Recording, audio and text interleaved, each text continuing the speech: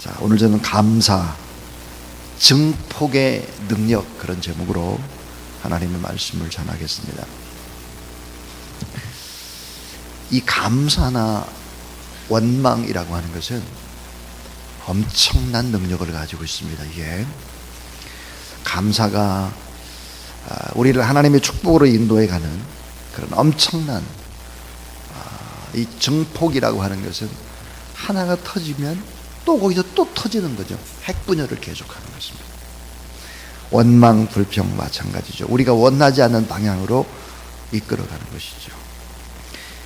이 감사는 우리를 하나님의 축복으로 인도해 가면서 감사하는 사람을 통해서 하나님의 선하심이 드러나기 시작을 합니다. 이 감사하는 습관은 축복받는 통로가 되죠. 감사하는 습관은 감사의 문화를 만들어냅니다. 저는 미국에 이제 가보면서 도전을 받은 것이 몇 가지가 있습니다. 그 중에 하나가 뭐냐면 미국 문화의 가장 큰 도전입니다. 그것은 감사의 문화입니다. 감사. 미국 사람들의 입에서 언제나 Thank you 라는 이 말을 입에 아예 달고 살죠. Thank you. 감사합니다. 길에서 구걸하는 사람의 수준도 다릅니다. 한국하고 세계 여러 나라하고 구걸을 해도 이 사람들은 입가에 웃음이 있습니다. 1달러를 줘도 Thank you. God bless you. 하나님이 여러분을 축복합니다. 당신을 축복합니다. 거지가 그러는 거예요. 환히 웃으면서. 그 수준이 달라요. 미국의 아이들이 가장 먼저 배우는 말이 Thank you입니다. 자, 이 감사하다, 고맙다라는 말과 함께 또 늘 달고 다니는 말이 있죠. 그 말이 뭘까요? Excuse me. 실례합니다. 미안합니다. 자, 문을 이렇게 열고 이렇게 닫는데도 뒤에 누가 따라오면서 실례합니다. Excuse me. 왜 미국이 강할까? 왜 창의력이 뛰어날까? 왜 세계의 문화를 선도할까? 작은 약자들이 자유롭게 지낼까? 돈이 없어도 왜 당당할까? 자, 왜 많은 사람들이 미국에 이민을 오려고 할까? 왜 지혜와 지식인들이 점점 미국이라는 나라 속에서 자꾸 몰려갈까 하는 것입니다. 그것은 바로 감사의 문화 때문이다. 감사. 미국이라는 나라 자체가 세워진 것이 다 청교도들의 감사의 밑바탕이다 하는 걸 여러분 잘 알고 있습니다. 자, 핵폭탄의 위력 어마어마하죠. 그런데 이 핵폭탄보다 훨씬 더 엄청난 파괴력을 가진 것이 바로 수소폭탄입니다. 이 수소폭탄의 위력은 얼마나 되나? 이 수소폭탄과 원자폭탄과 이 수소의 핵융합 반응을 결합해서 파괴력을 엄청나게 높인 가공할 만한 무기잖아요. 수소폭탄이. 수소폭탄은 원자폭탄의 기술을 보유해야 수소폭탄을 제조할 수 있는 것이죠. 1952년입니다.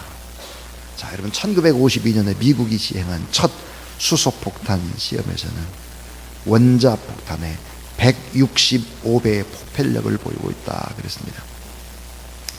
165배의 폭발력을 보이는 것이 바로 수소폭탄의 위력입니다. 자, 2016년 1월에 나온 통계를 보니까 이 수소폭탄을 만들고 수소폭탄을 가지고 있는 나라가 있습니다. 미국이죠. 러시아, 영국, 프랑스, 인도, 이스라엘, 중국, 파키스탄이 보유하고 있다. 그래서 이제 8개국이라고 합니다. 자, 이 수소폭탄이라고 하는 것은 바로 증폭의 능력이다. 증폭. 저는 오늘 설교 제목이 감사, 증폭의 능력이다. 엄청난 수소폭탄 같은 하나가 터지면 거기서 또 핵분열이 또 터져요. 공중의 수소와 결합해서 또 터져요. 감사에도 급수가 있습니다. 급수. 수소폭탄 같은 폭발력, 증폭되는 어마어마한 위력으로 생명을 살려내는 최고 단계의 축복이 있고 최고 단계의 감사가 있고 아주 낮은 단계도 있죠. 오늘 저는 네 가지 얘기를 드리려고 합니다. 네 가지. 그 첫 번째 이야기는 여러분 따라하세요. 감사하려는 자세가 형통의 비밀입니다. 감사하려고 하는 자세가 형통의 비밀입니다. 아까 제가 여러분 우리 사마리아 이제 교구가 이렇게 찬양을 했어요. 근데 여러분 찬양을 할 때 대부분 사람들이 자세가 바르지 않았습니다. 자세. 여러분 자세라고 하는 것은 형통의 비밀이거든요. 감사의 자세도 마찬가지. 형통한 인생의 철학이 어디 있을까? 그 자세입니다. 자세. 우리가 믿는 하나님은 어떤 분일까? 우리는 이분 앞에서 어떤 자세를 가져야 할까? 우리가 믿는 하나님은 쉽게 설명하면 사랑 덩어리입니다. 사랑 덩어리. 불덩어리 같이 사랑 덩어리예요. 사랑의 근원입니다. 그래서 우리가 이분을 가까이 하게 되면 우리도 어때요? 사랑을 공급해 주셔서 사랑이 생겨나는 사랑 덩어리입니다. 우리가 믿는 하나님은 어떤 분일까? 은총 덩어리죠. 은총. 거룩 덩어리, 의로움 덩어리예요. 그래서 이분은 은총의 근원이고 거룩의 근원이고 의로움의 근원입니다. 그래서 이분을 접촉하게 되면 바뀌는 거예요. 인생이. 자, 우리가 사랑하는 대상이 전지전능하시고 또 무한하신 분이라고 한다면 가까이 하면 다 영향을 받는 그분이라면 우리가 노력한 것보다 훨씬 더 중요한 것은 바른 자세입니다. 엄밀히 따져보면 나쁜 자세 때문에 망합니다. 나쁜 자세. 하나님 앞에서 올바른 자세는 너무 중요하죠. 인생에서는 자세가 가장 중요합니다. 이런 분들 있죠. 저 집안은 돈 때문에 망했어. 저 집안은 돈 때문에 망했다. 그런 얘기 여러분 들어보지 않습니까? 이 말의 진정한 의미는 뭘까요? 나쁜 자세 때문에 망한 것입니다. 그 사람은 가난할 때도 이미 자세가 나빴어요. 또 전능하신 하나님 앞에서 이 자세는 그 자체로 이미 복받기에 충분합니다. 자, 하나님 앞에 예배 드리는 자세, 제가 종종 여러분에게 이야기하는 거예요.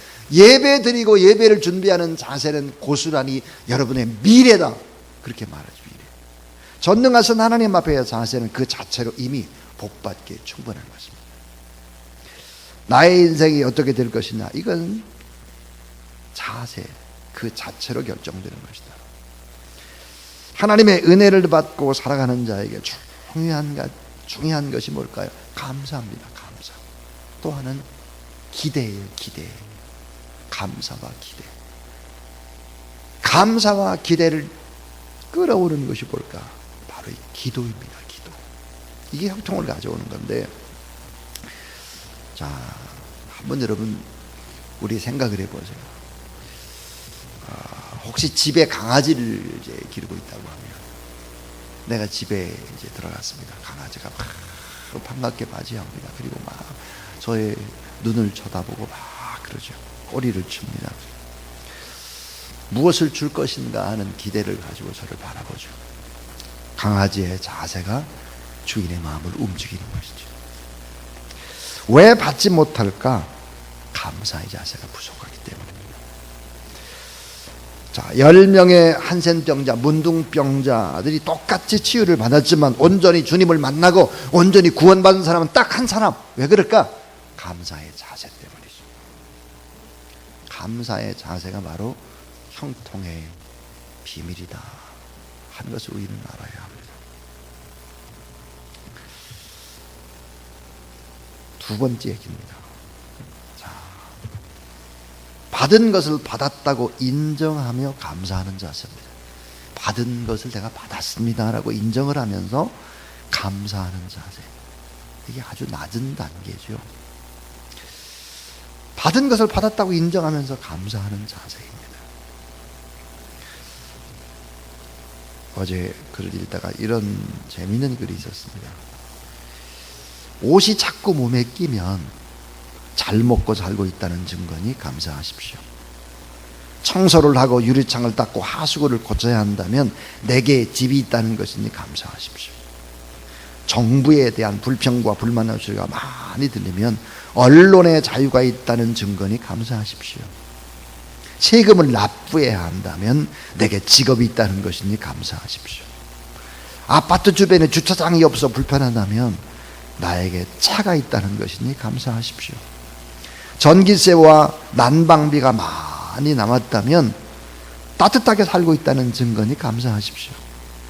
세탁물이 많고 다름질 옷이 쌓였다면 내게 옷이 많다는 증거니 감사하십시오. 이른 새벽 알람 소리에 놀라 깼다면 내가 살아있다는 증거니 감사하십시오.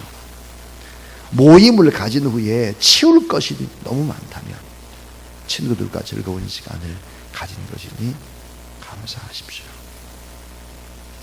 우리의 생각이 바뀌어야 되는 것이죠.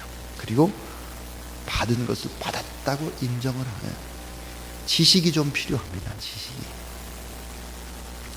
자, 받은 것을 받았다고 인정을 하면서 감사하는 자세. 로마서 8장 32절에 보니까 자기 아들을 아끼지 아니하시고 우리 모든 사람을 위해 내어주신 이가 어찌 그 아들과 함께 모든 것을 우리에게 은사로 주시지 않겠느냐. 다 주겠다는 거예요. 에레미야 29장 11절 나 여호와가 말하노라 너희를 향한 나의 생각은 내가 아나니 재앙이 아니라 곧 평안이요 너희 장래에 따라해 주세요. 소망을 주려는 생각이라. 자, 은사를 우리에게 주고 참 좋은 은사를 주고 소망을 주고 또 마태복음 7장 11절에 보니까 너희가 악한 자라도 좋은 것으로 자식에게 줄 줄 알거든 하물며 하늘에 계신 너희 아버지께서 구하는 자에게 따라하세요. 좋은 것으로 주지 않겠느냐. 가장 좋은 은사를 주고 앞으로 소망을 주고 좋은 것을 준다는 거예요. 좋은 것을 다 우리에게 주겠다는 거예요. 그러니까 여러분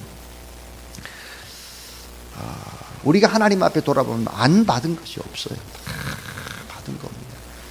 내 주변의 사람들을 생각해 보면 참 좋은 사람들이 얼마나 많습니까? 이 받은 것을 받았다고 인정을 하려면 약간의 지식이 필요해요. 너무 무지하면 몰라요. 이걸. 왜 감사의 자세를 갖지 못할까요? 감사. 그거는 우연으로 보기 때문입니다. 우연. 운이 좋았어. 재수가 좋았어. 돼지 꿈을 꿨더니 좋구나. 이렇게 우연으로 보기 때문에 감사를 잘 못해요. 또 하나는 내 자신의 노력과 공로. 내가 그때 참 잘했어. 투자도 잘하고 그때 뭐 막 이런 얘기도 뭐 권면도 잘하고 다르다. 노력과 공로가 자신에게 있다. 교만함 때문에 감사를 못하는 거죠. 교만은 하나님의 은혜를 잊어버리게 합니다. 왜 감사가 안 될까? 그것은 바로 채워지지 않는 욕망으로 자족할 줄 모르기 때문입니다. 머리가 좋은 지성인들의 특징이 있죠. 불평불만이 많다는 거예요. 자, 놀라운 재능을 가지고 있습니다. 교회에 오면 주보를 보죠. 주보를 보면서 꼭 오타를 잘못 쓰여진 글자를 아주 정확하게 뽑아내는 분들이 있습니다. 오타부터 찾는 사람들. 주보를 만든 사람의 수고와 정성, 그 손길은 전혀 보이지 않는 것이죠. 실수의 흔적을 찾아내는 것입니다. 참 지성인입니다. 그러나 그분에게는 참 감사가 없죠. 부족합니다. 자, 여러분 받은 것을 받았다고 인정하고 주변의 사람들께 돌아오면서 감사하는 자세. 이건 너무 중요한 거죠. 받은 것을 받았다고 인정하면서 감사하는 거. 자, 받은 것을 받았다고 인정하는 감사는 무슨 감사일까? 일상적인 감사입니다. 초보 수준이죠. 자, 사랑이라는 집은 언제나 감사의 벽돌로 지어져서 참 행복을 선물받게 해줍니다. 그래서 한 단계 높은 감사가 있는데요. 그 세 번째가 뭘까? 그러면 자, 따라해 주세요. 지금 받지는 않았지만 하나님을 기대하며 감사합니다. 자, 지금 받지는 않았어요. 근데 앞으로 받을 것이다 라고 확신하면서 하나님을 기대하고 감사하는 거예요. 기대하는 사람이 돼야 돼요. 하나님을 기대해야 합니다. 여러분, 기대의 정의가 뭡니까? 기대의 정의라고 하는 것은 지금 받지는 않았으나 받을 것이라고 생각하면서 하나님을 바라보는 것입니다. 자, 왜 기대가 잘 안 될까? 기대. 이게 참 무서운 거예요. 우리에게 기대가 없다, 꿈이 없다. 아, 이게 바로 저주입니다. 저주는 다른 것이 아닙니다. 왜 기대하지 못할까? 쉽게 기대가 무너지는 사람들의 특징이 뭘까? 과거에 많은 상처를 받았기 때문입니다. 기대했다가 무너지는 경험, 아직도 상처가 치유지지 않았기 때문이죠. 과거에 많은 상처의 쓰레기가 아직도 내 안에 있기 때문입니다. 어린 아이들의 여러분 눈망울을 보세요. 기대의 눈망울입니다. 어린이들은 기대의 존재죠. 그래서 어린이들의 모습 속에 희망을 보는 것입니다. 왜 기대가 잘 되지 않을까? 과거에 아직 얽매여 있기 때문입니다. 실패해서 치유하고 회복되지 못했고 자유하지 못하기 때문이다 하는 거죠. 시시한 과거에서 자유한 존재가 되어야 되는데 그래야 감사할 수 있는 것입니다. 시시한 옛날의 그런 그 잣대로 지금 뭘 들이대며 감사가 되지를 않죠. 자, 계속 실패를 했다고 할지라도 믿음이 필요한 것이죠. 믿음으로 하나님을 기대하고 하나님 앞에 감사해야 된다 하는 거죠. 대학 교수인 친구에게 들은 얘기입니다. 대학생들에게 자주 이제 질문을 하게 되는데, 야, 넌 언제 행복을 느끼냐? 학생들의 답변. 우리 대학생들이 언제 행복을 느끼나? 1위부터 4위까지 다음과 같다고 합니다. 행복을 느낄 때 1위, 먹을 것이 많을 때 1위. 2위, 잠잘 때. 3위, 휴강할 때.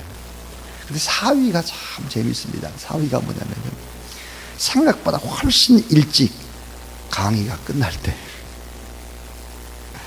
왜 학생들이 이렇게 수업에 대한 기대가 없을까? 왜 학생들이 수업에 대한 기대를 하지 않을까? 학생들이 이렇게 말을 한다고 합니다. 저희도 기대를 해보았습니다. 그런데 기대해봐야 별 볼 일이 없었습니다. 우리는 신입생일 때는 기대하는 마음으로 들어왔습니다. 그런데 몇 번 강의를 참석하다 보니 그저 고등학교와 다른 것이 없었습니다. 대학에서 이렇게 말한다는 거예요. 여러 번 기대를 해봐도 그 기대가 어긋났다는 것이죠. 근데 여러분, 여기에 무서운 함정이 있다는 것을 알아야 합니다. 기대가 없는 곳에는 결코 기적이 일어나지 않는다는 것입니다. 자, 어린아이들은 소풍 가기 전에 벌써 몇 주 전부터 소풍 가는 꿈을 꾸죠.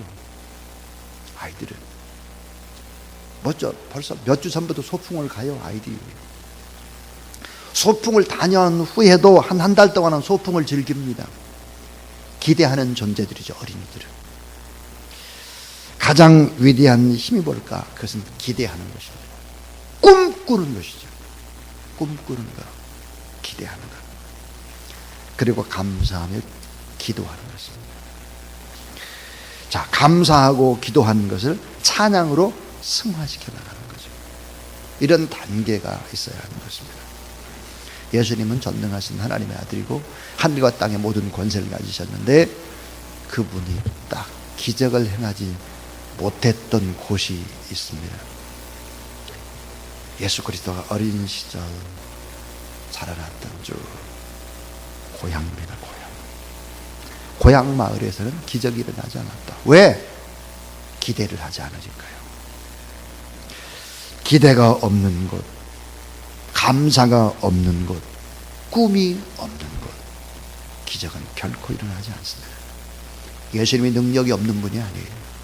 주변의 사람들이 기대를 하지 않는 것이죠. 저는 참 두려움을 갖는 것이 있습니다. 그것은 바로 기대를 잃어버리는 사람들입니다. 새벽 기도가 너무 식상하다. 그 사람의 인생이 기대가 없고 식상한 것입니다. 그 사람의 인생이 하나님 앞에 놀라운 꿈을 잃어버렸기 때문에 그런 거죠. 말씀은 언제 어디서나 우리의 기대를 불러일으키는 것입니다. 그 말씀은 살아있기 때문입니다.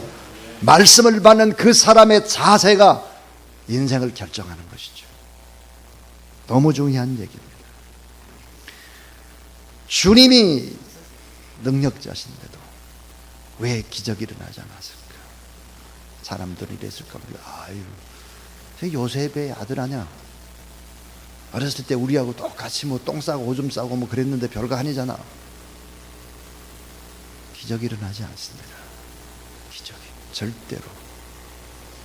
그래서 악한 원수막의 사탄의 세력이 우리에게 역사할 때 어떻게 역사냐? 현실의 어려움 때문에 꿈을 잃어버리도록 하는 것이고, 기대를 잃어버리도록 하는 것이고, 오히려 분석하고 비판하도록 하는 것이고, 그러면서 점점점 하나님의 기적을 잃어버리게 되는 것이죠. 그것이 마지막 네 번째 이야기. 그것은 바로 수소폭탄 같은 증폭의 감사 단계가 있다는 것입니다. 수소폭탄 같은 증폭의 감사 단계가 있다. 다윗은 토굴 속에서도 감사의 기도를 하죠. 적군의 땅 블레셋에서 미친 척 하면서도 홀로 있을 때 감사 찬양을 부르는 것입니다. 사도 바울은 기도해도 가시가 뽑히지 않았어요. 그래도 하나님 앞에 감사한 것이죠. 자신의 몸을 자원해서 바치면서 찬미합니다. 예수님의 모든 사역들을 다 마치고 감람산에 오르시죠. 곧 돌아가셔야 합니다. 근데 찬미하면서 오르셨다 그랬습니다. 오늘 최석기 안수사님 하박국에 관한 얘기했어요. 없고 없을지라도 감사하는 것이죠. 오늘 우리 주변에도 이런 분들이 계시죠. 대표적인 분이 한센병자를 돌보시던 손양원 목사님. 이 손양원 목사님의 두 아들을 죽인 살인자를 아들로 삼았죠. 1948년 10월 19일입니다. 손양원 목사님의 아들 동인이와 동신이 장례식을 마치고 드린 감사. 언젠가 여러분에게 얘기를 했습니다. 제가 애양원에 가보니까 그 감사 봉투를 직접 보았습니다. 그 감사 헌금 봉투에 이렇게 쓰여져 있었습니다. 빛바랜 봉투. 두 아들의 순교를 감사하며 1만 원. 손양원 그랬습니다. 1만 원. 그 당시에 1만 원이면 얼마일까? 오늘로 따지면 얼마일까? 당시에 손양원 목사님의 사례비가 한 달에 80원이었습니다. 80원인데 1만 원이다. 이건 바로 10년 5개월치의 사례비입니다. 10년 5개월치의 사례비죠. 애원교회에서 장례를 드린 후에 이렇게 감사의 고백에 기도를 했다고 합니다. 하나님 뜻있게져서 제 두 아들을 불러가신 것을 믿고 감사드립니다. 하나님 제 두 아들을 죽인 사람 그의 생명을 보존해 주십시오. 제가 전도하겠습니다. 그가 그대로 지옥에 가서는 안 됩니다. 하나님 저에게 그를 사랑할 수 있는 마음 주신 것을 감사드립니다. 아들을 죽인 안재선이라고 하는 이 사람을 양자로 삼아서 안재선이 아니라 손양 목사님의 성을 딴 손재선으로 바꿉니다. 새 이름을 줬죠. 나중에 어떻게 됐을까요? 목사님이 됐습니다. 목사님. 안재선이 손재선으로 이름이 바꿔지면서 결국은 쭉 다시 신학 공부를 하면서 목사가 됐죠. 사랑의 기적입니다. 사랑의 기적. 이런 사랑의 기적 때문에 아직도 이 세상은 살맛이 나는 거죠. 살맛 나요. 이 교회가 살맛나게 하고 오늘 우리가 살맛나게 해야 되는 것이죠. 오늘 저는 4가지 얘기를 했습니다. 감사하는 자세, 이 자세가 형통의 비밀이다 하는 얘기. 또 하나, 받은 것을 받았다고 인정을 하면서 감사하는 자세. 지금 받진 않았지만 앞으로 받는다 하나님을 기대하며 기도하는 거예요. 기대하는 자세입니다. 마지막은 수소폭탄 같은 증폭에 감사하는 단계가 있다는 거죠. 수소폭탄 같은 증폭의 감사가 무엇입니까? 고난 중에 감사하는 것입니다. 기도 응답이 없어도 감사하는 것이죠. 너무 억울하고 답답하고 손해보는 것 같고 이렇게 해도 하나님 앞에 감사하는 거예요. 나의 자녀를 해치는 원수라고 할지라도 그 원수를 사랑하고 원수가 줄이거든 먹이고, 그리고 하나님 앞에 감사하는 마음을 품게 되면 전혀 세상 사람들이 상상할 수 없는 수소폭탄 같은 이 증폭, 엄청난 역사들이 증폭되게 될 것이다. 그래서 여러분, 오늘도 이런 감사, 우리 모두 다 이렇게 하나님 앞에 감사하며 나가는 저와 여러분, 우리 모두 다 될 수 있기를 주님의 이름으로 축원합니다.